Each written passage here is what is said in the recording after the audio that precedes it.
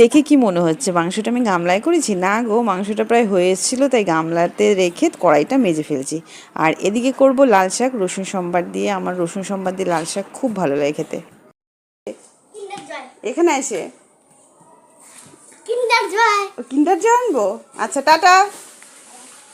তো ফট করে কোথায় যাচ্ছি বলো তো?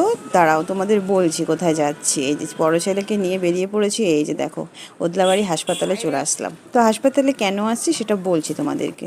আর এখন এখানে পা মেলে বসে আছি একদম হাসপাতালের সামনে। আমাদের টিকিট কাটা হয়ে গেছে, আর ওদিকে আমার বড় ছেলে লাইনে দাঁড়িয়েছে। ও আমাকে বললো, মা তুমি গিয়ে ওখানে বসো। সেজন্য এখানে আমি বসে আছি। আর এই যে দেখো হাসপাতালের সামনে, এখানে এটা কি মন্দির বলো তো? এটা হচ্ছে শ্যাম মন্দির। মন্দিরটা এখনও কমপ্লিট হয়নি, কবে যে কমপ্লিট হবে সেটার অপেক্ষায় আছি। আর হাসপাতালে আসার কারণটা হলো বড় ছেলের খুব পেট ব্যথা, তার জন্য ডাক্তারকে দেখিয়ে আলট্রাসোনোগ্রাফি লিখে নেব, তারপর বাইরে করাবো। সেজন্যই আজকের হাসপাতালে আসা। তো চলো, আমাদের ডাক্তার দেখানো হয়ে গেছে, এখন চলে যাব বাড়ি। আর গিয়ে লাল শাকটা রান্না করতে হবে, কেন কি লাল শাকটা রান্না করতে পারিনি। আর দেখো এখানে প্যান্ডেলও শুরু হয়ে গেছে, কেন কি কিছুদিন পরেই তো দুর্গা পূজা, তাই না? তো চলো চলে যাই বাড়িতে আর কি।